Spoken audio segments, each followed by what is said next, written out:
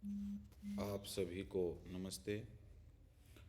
आज का हमारा विषय है 1773 का रेगुलेटिंग एक्ट। उससे पहले पॉलिटिकल साइंस एनालाइज चैनल में आपका स्वागत है, अभिनंदन है। रेगुलेटिंग एक्ट क्यों आया? ब्रिटिश सरकार ने रेगुलेटिंग एक्ट क्यों लेके आई? रेगुलेटिंग एक्ट को लेके आने के लिए कंपनी की कुछ कमियां थी। जैसे कंपनी का कुप्रशासन था, वित्तीय संकट था, चाय का संकट था क्योंकि चाय की एक कंपनी थी। अमेरिका में डच चाय की तस्करी के कारण चाय के स्टॉक फंसे हुए थे अमेरिका के अंदर, जिससे उसकी वित्तीय स्थिति और ख़राब होती जा रही थी। प्रशासनिक अव्यवस्था थी। बंगाल, बम्बई और मद्रास प्रेसिडेंसी के बीच जो शासन था उसमें असहयोग था। भारतीय व्यापारी उनसे कुछ चंदा दे करके, रिश्वत दे करके या उपहार वगैरह दे करके थोड़ा सा वो कर लेते थे।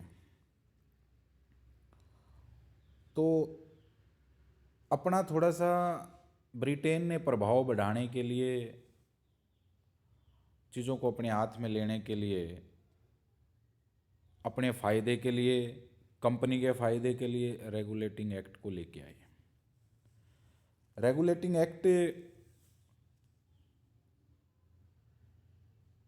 भारत में कंपनी के कुप्रशासन, लूट और दिवालियेपन को नियंत्रित करने के लिए ब्रिटिश संसद का यह पहला कदम था। तत्कालीन ब्रिटिश प्रधानमंत्री लॉर्ड नॉर्थ द्वारा गुप्त समिति की सिफारिश पर एक्ट 1973 पारित हुआ। इस एक्ट का उद्देश्य भारत यानी बंगाल में ईस्ट इंडिया कंपनी के प्रबंधन में सुधार यानी नेतृत्व में सुधार करने के लिए लाया गया था। कंपनी के वित्तीय घाटे को पूरा करना था।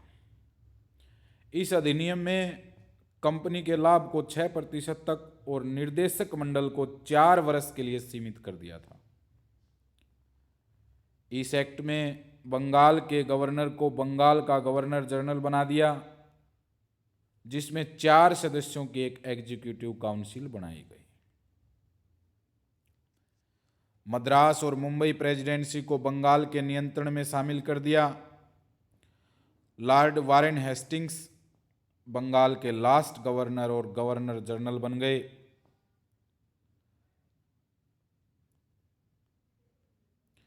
इससे भारत में केंद्रीयकृत प्रशासन की नींव रखी गई।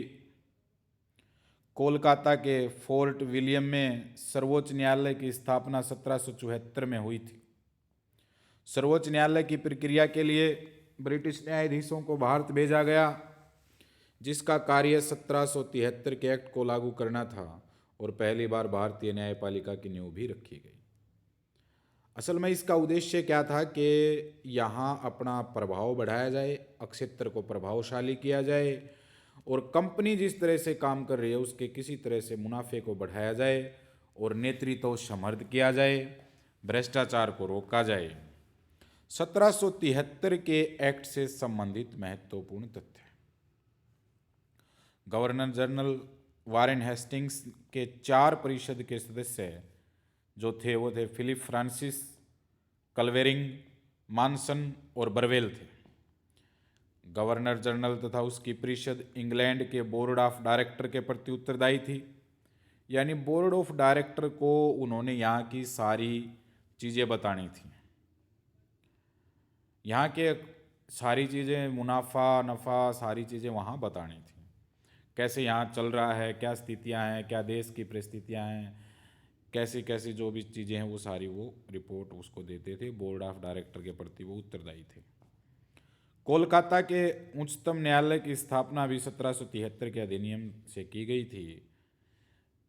ये उच्चतम न्यायालय भारतीयों के लिए नहीं थे, ये ब्रिटिश ईस्ट इंडिया कंपनी में काम करने वाले लोगों के लिए सर्वोच्च न्यायालय की स्थापना की गई थी, क्योंकि कर्मचारी भी ज़्यादा हो गए थे तो इसको कैसे देख रेख करनी है, कैसे लोगों को प्रमोशन देना है, किसको लगाना है, किसको हटाना है, कैसे लोगों का कैलिबर चेक करना है, जो करप्शन हो रहा है उसको कैसे सजा देनी है, इसलिए उच्चतम न्यायालय की स्थापना की गई इसी एक्ट के माध्यम से।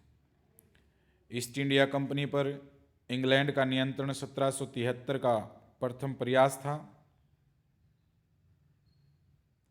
इल्बर्ट ने कहा कि 1773 के एक्ट के संदर्भ में 1765 ईस्वी को एंग्लो इंडियंस के इतिहास का युग परिवर्तन काल कहा। तो ये था रेगुलेटिंग एक्ट, जिसमें कंपनी को यहाँ स्थापित करना था, अपने अक्षेत्र अपने प्रभाव को बढ़ाना था, ज़्यादा से ज़्यादा कंपनी कैसे पैसे कमाए, भारत को कैसे लूटे, उसमें किन किन खामियों को दूर करना, ये सारी बातें रेगुलेटिंग एक्ट में थी। अच्छा, एक बात और है कि रेगुलेटिंग एक्ट और चार्टर एक्ट में क्या फ़र्क है, या एक्ट और अधिनियम में क्या फ़र्क है, तो इसको हम अगली क्लास में करेंगे। आज के लिए इतना ही। धन्यवाद। जय हिंद, जय भारत। वीडियो अच्छी लगे तो लाइक, सब्सक्राइब और कमेंट ज़रूर करें।